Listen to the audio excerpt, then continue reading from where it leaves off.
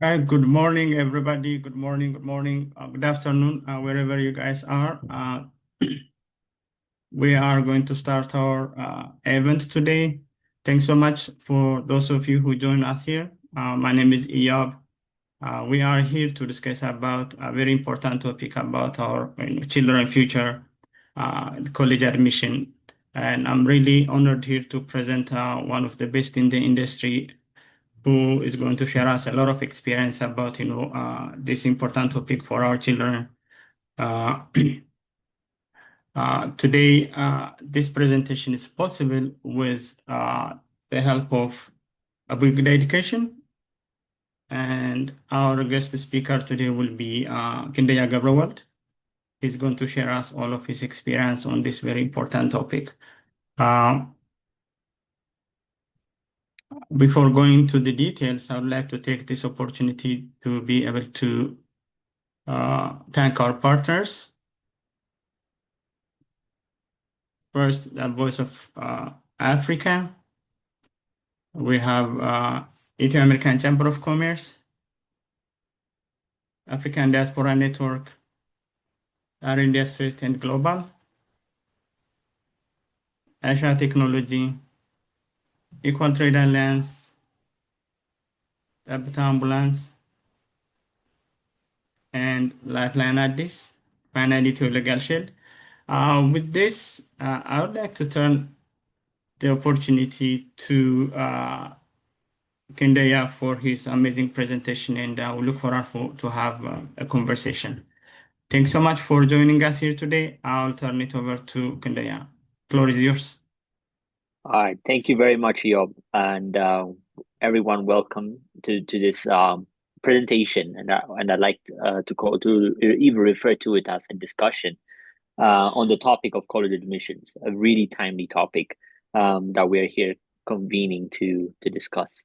Um, Let me share my screen briefly. Okay, good. Give me just a second. Can you see my screen? Yep.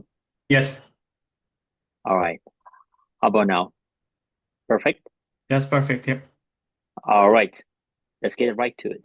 Um, Today, we're just going to do a brief overview of the college admissions process, in particular, the US college admissions process, as I'm sure you all are interested in. Um, for folks who like to pose questions about other countries like UK or Canada, we can get to them. I do have some, a fair share of experience on those fronts as well, having worked with plethora of clients from all over corners of the world. But for now, in this presentation, it's US admissions we are discussing. Um, so, a bit about myself. I am born and raised in Ethiopia, capital city Addis, and I went to St. Joseph's School. I would love to see if we have some proud alumni here with me. Uh, and I went to Cornell University after that. And at Cornell, I had the pleasure of studying biological sciences with a business minor. After Cornell, I had a lot of opportunities, which is why actually I'm here today presenting to you about college admissions, why I committed myself to unlocking similar opportunities to our youth, to our communities' youth at large, because of the opportunities. Lots and lots of doors open for you with such an Ivy League education. One of which was a research opportunity at NYU, where I had published really quality research published in a Cell journal on temporal lobe epilepsy. More than happy to discuss it further for anyone interested. Another experience I've had was launching a previous edtech venture of mine, helping sub-Saharan youth unlock similar opportunities at a scale. And we've worked with numerous high schools between at Ethiopia and Ghana, and a few clients here and there all over the world as well. Besides that, have had the pleasure of working with billion-dollar worth firms, such as Crimson Education, that are, giants in this industry that we're in. And I've been a senior admissions consultant with them. But today, I'm bringing to you Abugida Education. Abugida Education is literally homegrown. It's Abugida in its truest sense.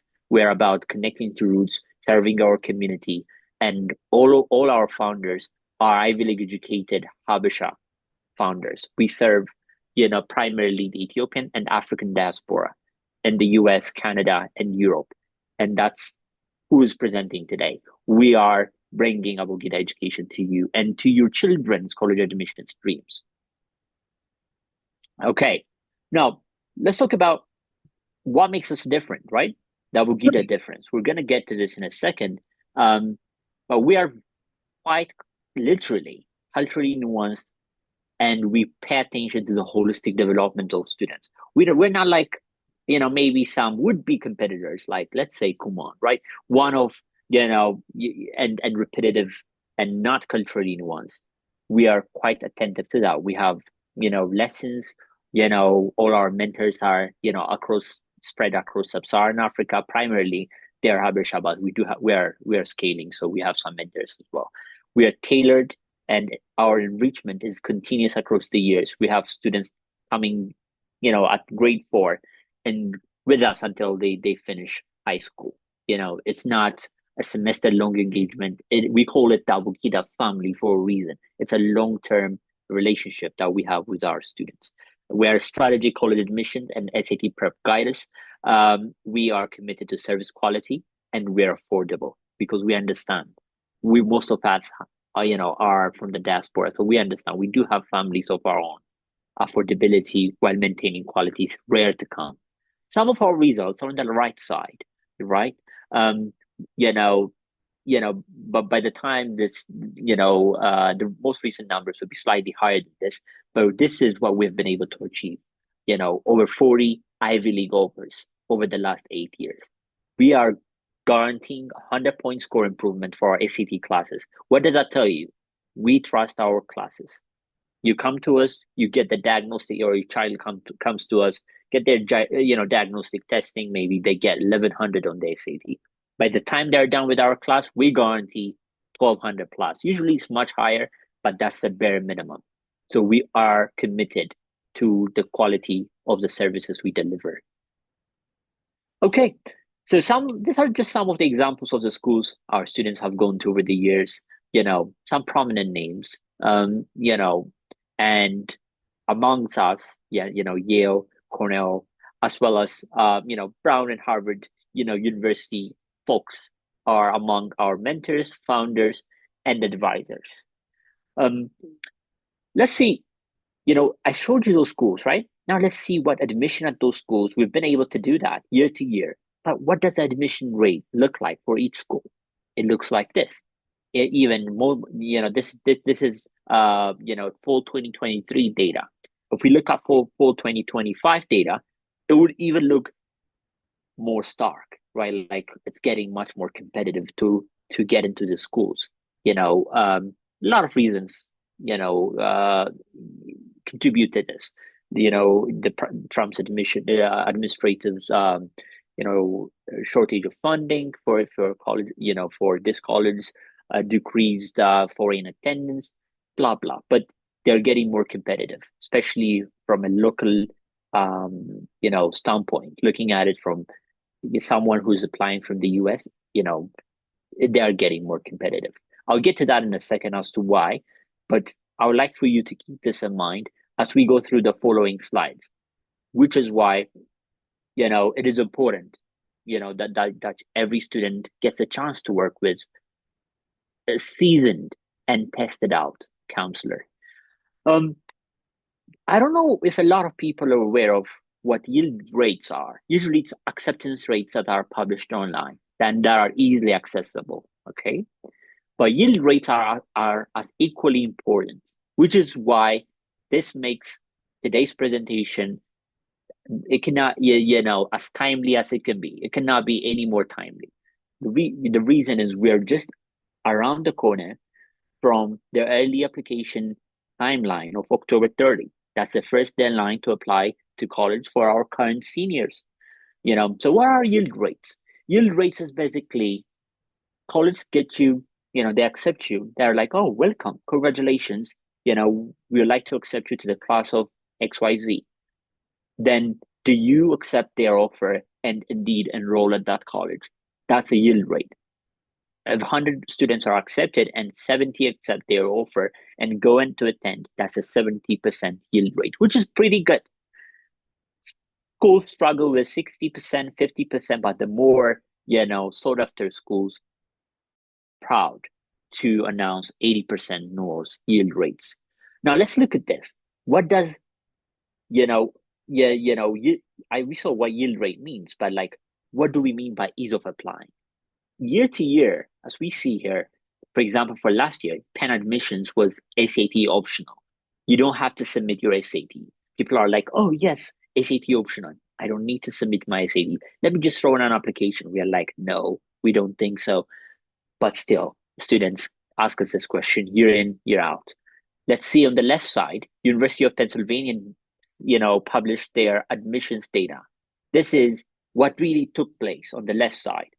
From their admitted applicants, how many students submitted? It's about a 30-page data, but we just focused on this page because on the right side they say it's optional, but on the left side the same thing. SAT is the same thing as standardized test scores. On line 3, it says it is considered.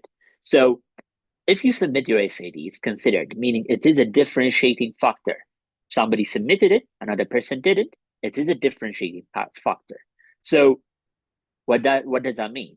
The fact that you just applied doesn't make it that you have as equal chance of getting in as somebody who submitted their test score. That's very important to pay attention to. So as you see here, UPenn, it's a pretty strong school, an Ivy League. They even then their yield rate is about 68%. Their admit rate is about 5%, 5.4%.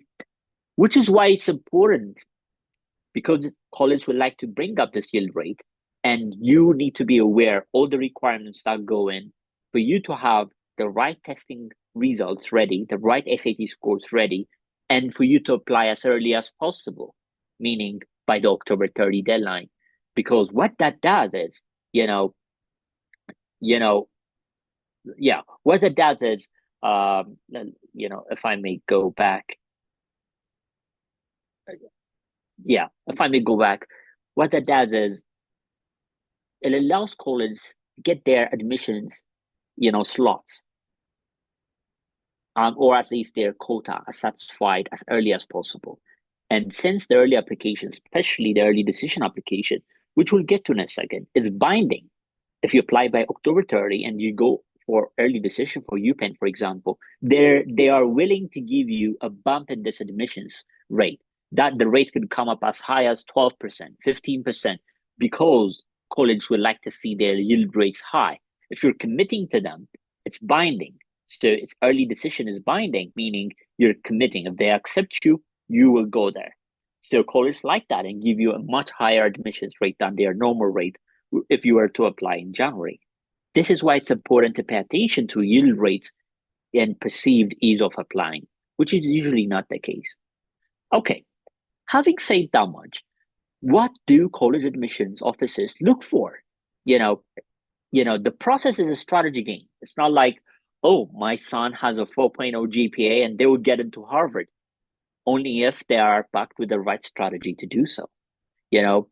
College admission officers, they have about 6 to 8 minutes per application on average for the first read. So they read it, they go to your personal statement 1 to 2 minutes, they go to your activities 2 minutes, they go to the rest of your application, they check it out for coherence and consistency, they check out your grades, all that in 6 to 8 minutes. What does that mean? That means the different components are on the right side, as you see, the pillars of your application, they have to connect, they have to be coherent. The academics cannot be saying biology or pre-med, and the extracurriculars cannot be saying, I don't know, something completely different, someone, about sociology or anthropology. If there is an inherent disconnect, what happens is admission officers are lost at the end of the 6 or the 8 minutes. They don't understand the application. They will then have to put in an extra work, which they don't like to do, or they'll just put it on the maybe or no pile and just pass on. So that's why working with someone as experienced, as us at Abugida, will be crucial, We make sure everything is connecting. We make sure it's packaged. We make sure that the wording is right, that all the activities are described correctly for impact.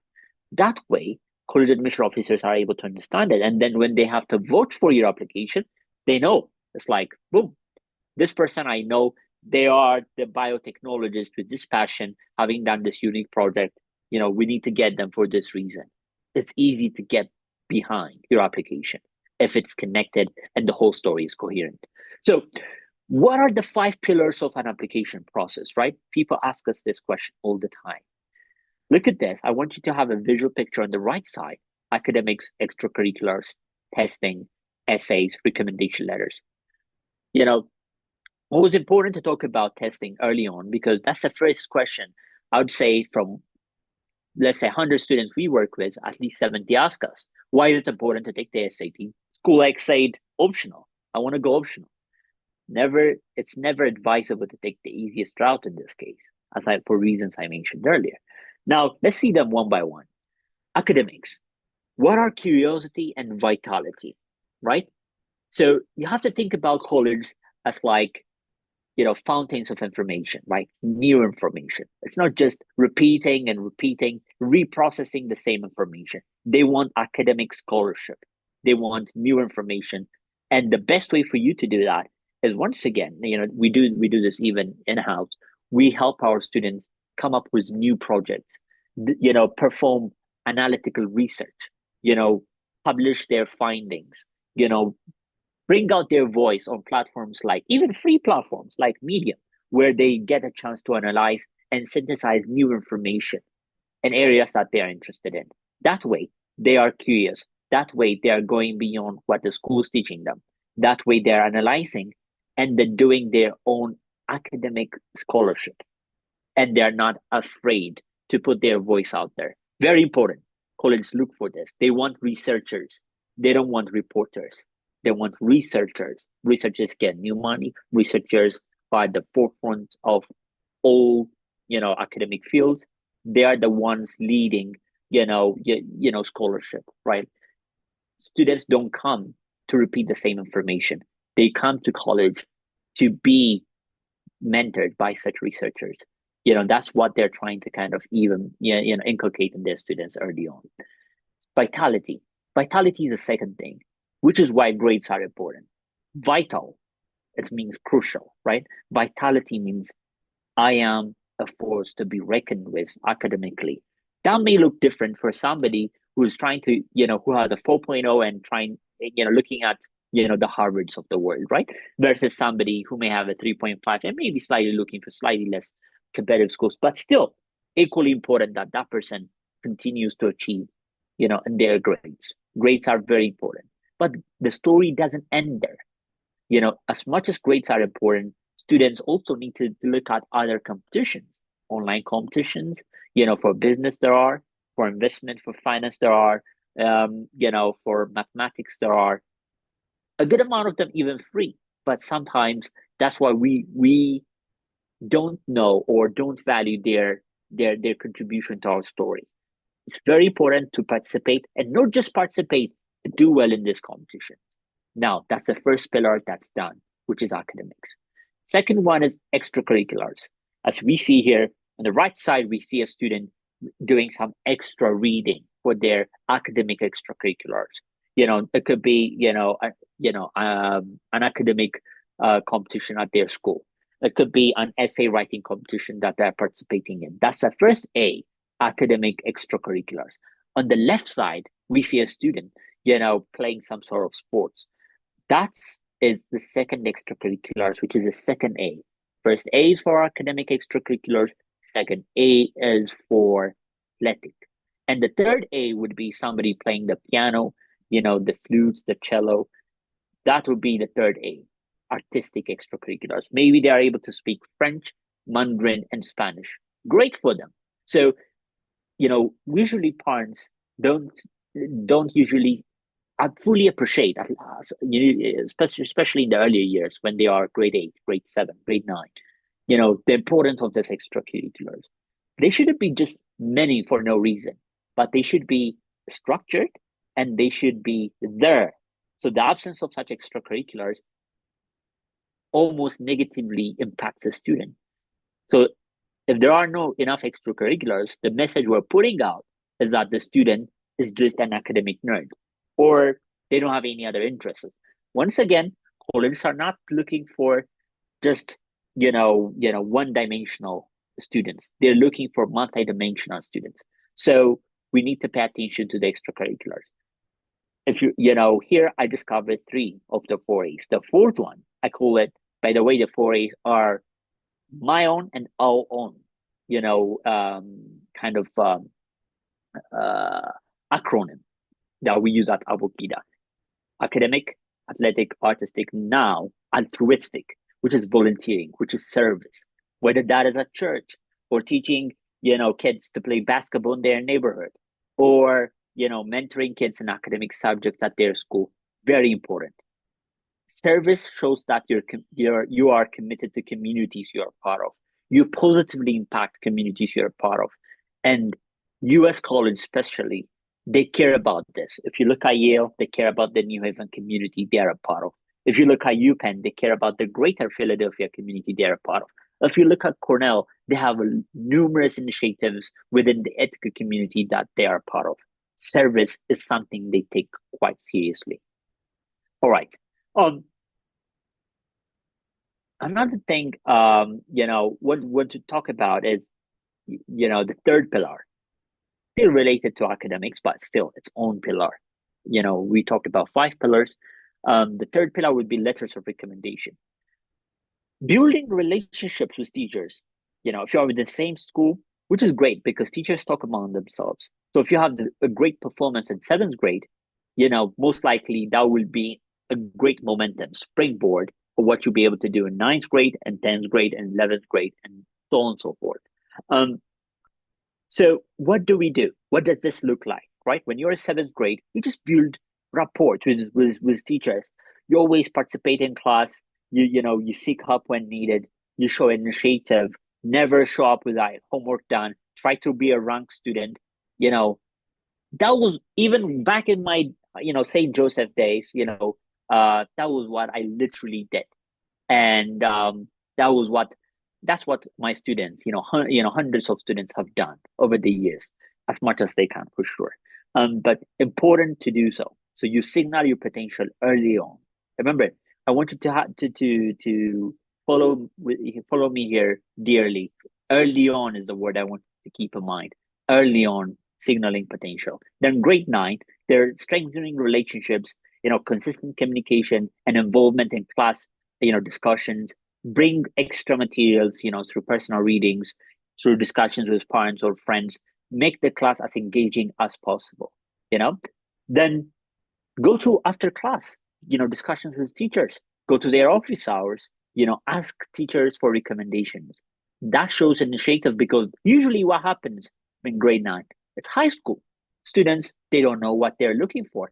So if you're already doing this, it shows initiative and purposefulness in where you're trying to go. And that is a clear distinction from the masses. And that's what, once again, signals your potential early on. And grade 10, you engage in extracurricular activities. Grade 10 and 11, you provide, then you talk about, mentorship opportunities for the teachers as well. They get to see you become not just a participant, but also a leader, which is important in the later years. By grade 12, now you have the connections that you're meant to have, then the teachers write you meaningful letters of recommendation. I would like to give you one freebie here. Letters of recommendation. A good letter is no less than a page long. Okay, if teachers write your kids, or even you, for some students here, letters of recommendation, and they are like only 2 paragraphs long, that's not a good letter. And that will not cut it for admission officers. I want you to keep that in mind. Very good. All right. So I've been bringing up and time and again this concept of starting early, as I was just talking about. We like that because it allows for a few things. As you see on the right side, identifying interests early, developing foundational skills in time management, public speaking, and leadership. We call this, anyone in this college admissions or even education industry We refer to this as executive skills, important. As you all know, professions in here, time management, public speaking, leadership, quite important.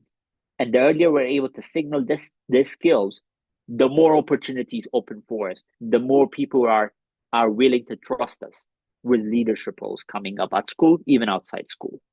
You know, Another thing is, what happens when students transition from, middle school to high school? Their sense of self and confidence is shattered. It's like, I don't know how I feel about this space I'm in. But starting self exploration, starting college admissions journeys early on allows you to develop that confidence and sense of self worth early because you have identified your interests. You know what you're looking for. You know what works for you. You know what your strengths are. You know the story that you're building, and you're in it for the long haul. So you're not shaken so easily. And finally, nurturing lifelong habits. Habit formation is something we pay attention to, and we have even the pleasure of working with some clients on just habit formation for their children. Maybe children even after high school, we take on some students on case by case basis, and we have amazing life coaches who work internationally on our team that basically allowed our students to develop the skills early on. If you have any questions about this, more than happy to elaborate later on. Okay, so I am mindful of the time here. Okay, um, our activity list do and don'ts. By this I mean extracurriculars. Some students come to us thinking, "Oh, I need to do loads and loads and loads of extracurriculars. Should I do that?" Our advice is no. You know, the more is not the merrier in this case. We should rather focus on a well-developed set of interests and coherent set of activities. Once again, coherent is the word. As long as those activities connect and inform your story, towards a single or a couple areas of interest, that's the way to go. Just because activities are there, we shouldn't keep rocking them up in.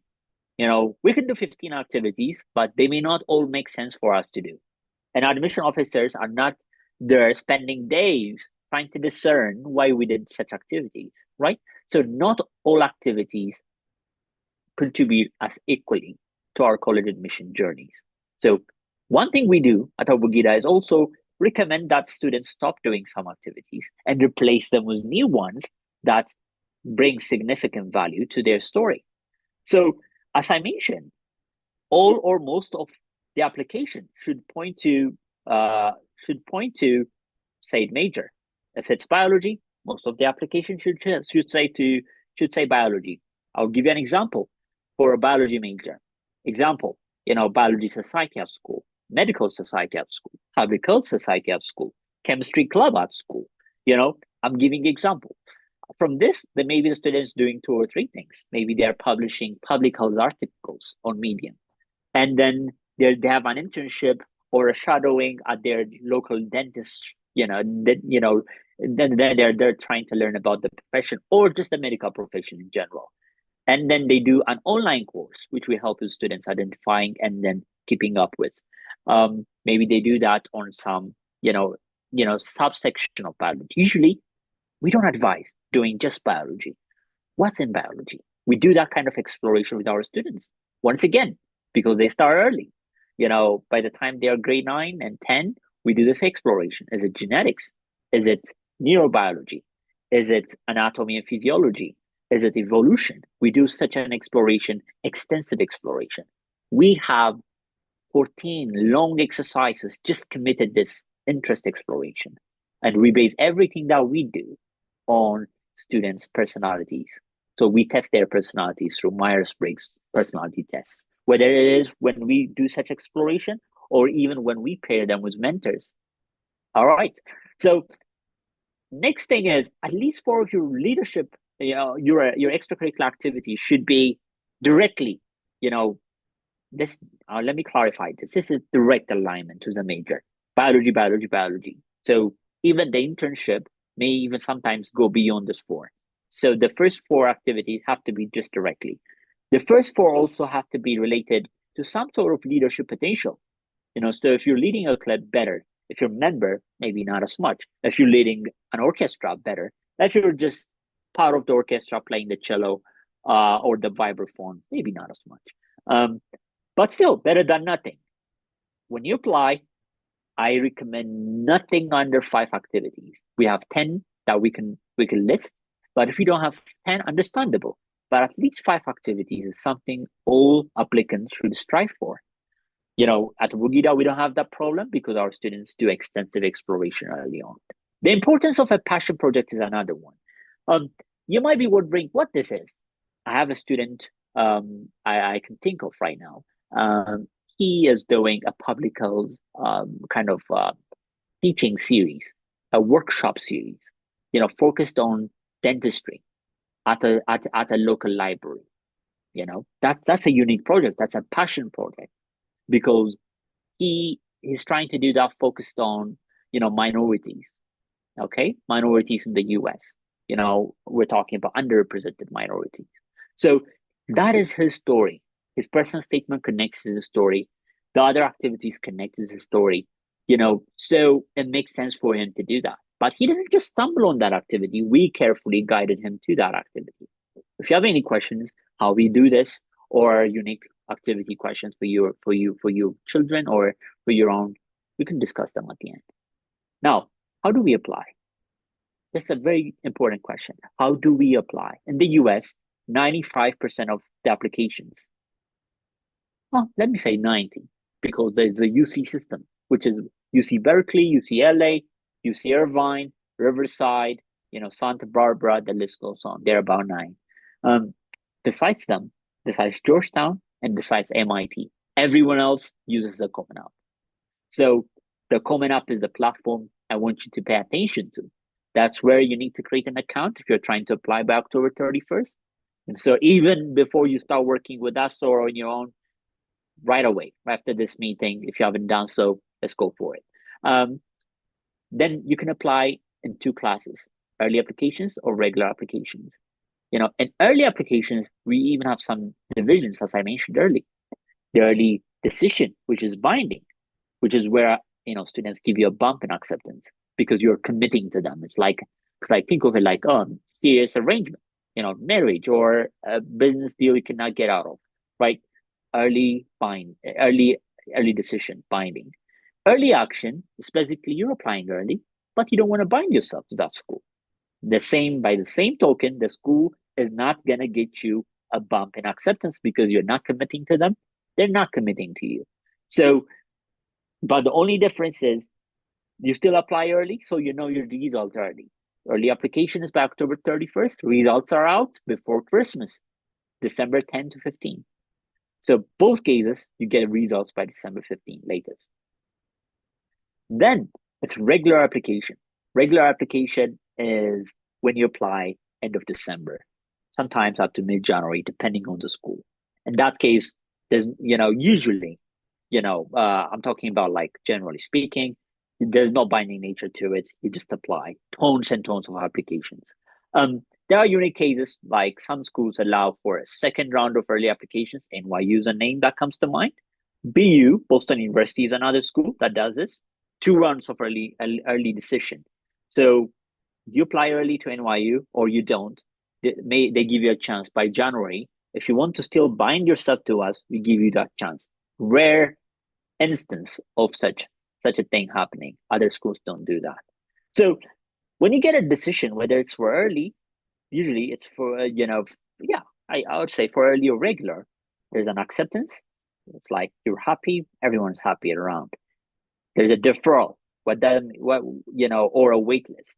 That means we like you, but not enough that we want to accept you. If the people we accepted, as I mentioned earlier, they didn't want to go in, we're gonna get you. So you still have to keep showing interest. We write a unique letter. Last year, we helped a client of ours by writing a unique letter for UCLA. There was a deferral from UCLA that happened, more of a wait list. And we wrote that letter. The student is from Toronto, he's just going to UCLA this fall. So, and finally, rejections do happen. So we need to be mentally prepared, students and parents alike, for some rejections as well. But by working with strategic mentors, you maximize your probability of admission. All right. So this is a timeline. Now we're in September. So, but these are the things I want you to keep in mind. What were the things that we needed to pay attention to? What are the things we need to line up by the time we apply? I'll just briefly, fly over. Um, making sure that your majors list and schools list are selected properly. The same major across different schools can look different. You know, we have, some internal resources where we know what kind of majors are the most competitive, what kind of schools. For example, Yale and Harvard, economics is the hardest to get into, 1% to 2% acceptance rate. But Yale and Harvard usually have about 3 to 4, maybe 5% acceptance rate. That tells you something. The university acceptance rate is an average of the majors acceptance rates. So if one major is 1%, the other major could be 11 or 12. So finding that major that has a higher acceptance rate and tailoring your application to that, if it allows and if your interests align, is a unique strategy that we use, because the path of least resistance is usually the path we like our students to travel on. Once they are on campus, 95% of the time, students switch their majors, or they unexpectedly like the major they chose and stick with it. So nonetheless, it is a brand, it's an experience. Once they're campus, everything is within their reach. So these are the things I want you to keep in mind. I can go back to the slide later on if you guys want to discuss it more. Now, these are the three important things I want you to pay attention to. This has been the news recently. Ever since Trump coming to office, we've been blessed with nonstop news in the college admission space. First thing, the University of the U.S. Secretary of Education have been mandating that schools should share their admissions data with the Department of Education. What that means is that there was a court case where a few schools, really elite schools, were found to be discriminating against Asian Americans, meaning Asian Americans used to have a harder chance getting accepted. They needed a higher GPA, they needed a higher SAT score. So there was this group that took some schools to court, and they won. So for that reason, now colleges cannot pay attention to your race, cannot give you affirmative action bumps as a minority, as an African American, as an Ethiopian American, or first generation altogether. So what that does is now Asian Americans has just by the logic of it, they have slightly an easier chance to get in than it used to be the case maybe 2 years ago. But the number of slots at the schools, they have not drastically changed. So what that means is, as minorities, we have slightly increased competition for the same slots. Or if we go by demographic breakdown of chance of admission, our chance of admission are slightly lower, which is why we need to be much more strategic in our applications. Second thing I want you to pay attention to is legacy admissions. Maybe we have some folks here where parents or even extended family went to some schools. So more often than not, that helps. I went to Cornell. When my kids go to school, they will have an easier chance getting into Cornell. It's just how it works. Legacy admission works. So in California, there was a move to even ban that, but schools like Stanford, they are not with it. Stanford is like, I would rather let go of the state funding rather than let go of legacy funding.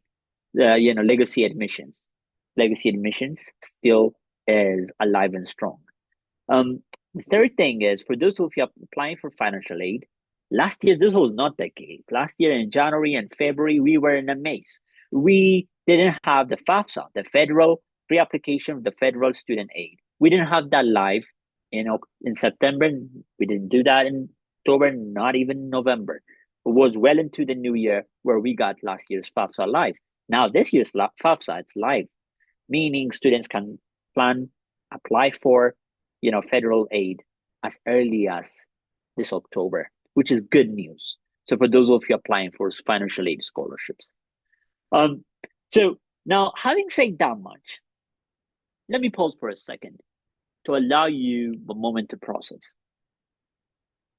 And now, and change the topic to what we do at Abugida, right? Abugida is basically everything education. Your education needs, we cater to them. On the right, top right corner, if you're looking for Amharic classes, we have them. They're one-on-one, they're gamified, we pay attention to how we deliver them. And we break them down into either 3 months, 6 months, or a year kind of engagement. So we don't believe in one-on-one, 1 hour engagement.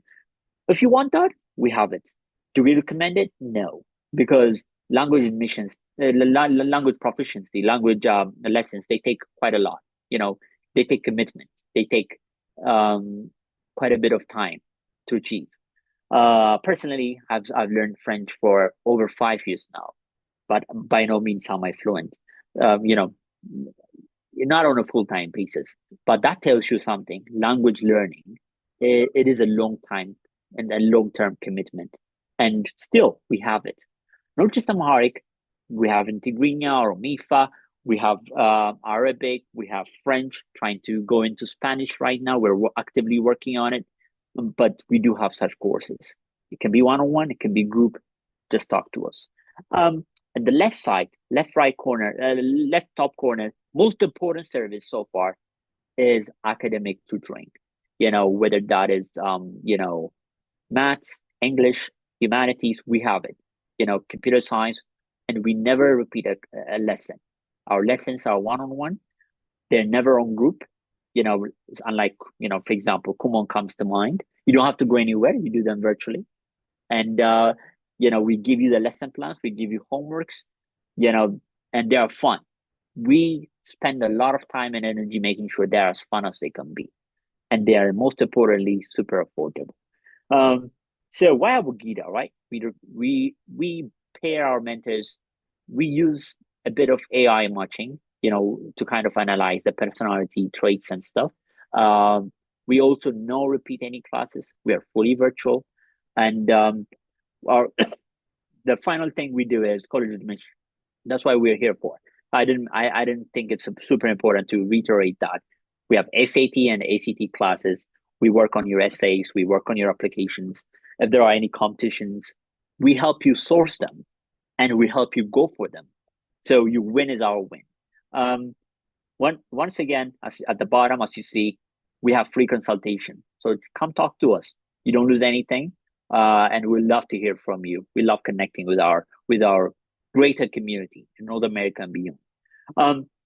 So some things are upcoming at Abugida right now. The first thing is a group SAT class. The final SAT happening for students applying this year. The final time, the final chance they have to take the SAT is December 2025. For that SAT, we are currently doing a final, student intake drive for 26, 28, and 36 hours group SAT classes. So like to know more about that? Let us know. And more importantly, a service that's no one in our industry offers. We're offering a weekend-long intensive college admissions workshop. We have the network of former admission officers from Brown, UPenn, and other seasoned experts. So what will happen in that is, think of like you going to kind of a weekend retreat where you're just talking about college admissions. It's going to be up to 6 hours of engagement, and you're gonna hear from best of the best in the industry, and you can bring your personal statement. You can have your personal statement review. You learn everything about activity list writing, choosing the right set of schools, choosing the right major. There will be a weekend long intensive workshop happening. So if you want to learn more about that workshop, let us know as well. And as I mentioned earlier, we're not about quantity, we're really about quality. So limited spots are available. but feel free to reach out to us. And here's our website for those of you interested. And with that, I conclude today's presentation, and I look forward to your questions.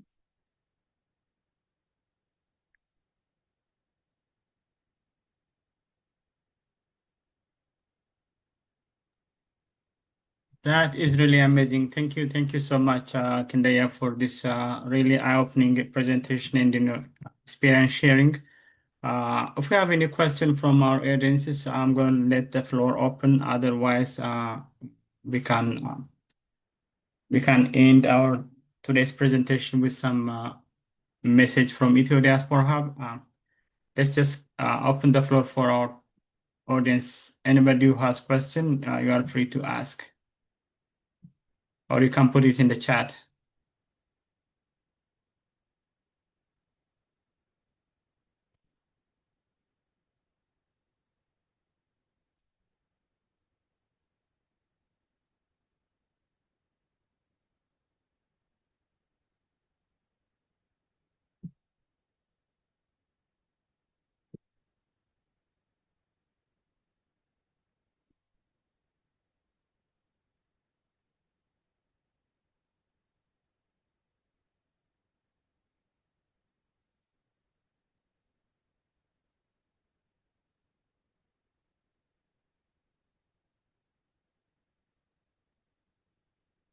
Okay, in that case, we just want to end this presentation. First, I would like to really give a big shout out for, Kendaya. Thank you so much for your time and this amazing presentation. I just want to reiterate that, this event is happening in coordination with uh, Abugida Education. I would like to thank our partners for this event. The Voice of Africa, we have Ethio American Chamber of Commerce, we have African Diaspora Network, R&D Associates, Asia Technology, Equal Trade Alliance, Debt Ambulance, Lifeline Addis, and Ethio Legal Shield. With this, we're going to end our presentation. Thanks so much for our audience who joined today. We are almost there. If we are happen to be in this presentation because we are parents looking for good opportunity for our kids, and this is going to be a good starting place. I really recommend everyone to have a connection with Kendai and his amazing team to have the best of their expertise and service. Kandaya, I will give you the last word for you to say something. Otherwise, we are going to finish our event today. Thanks so much.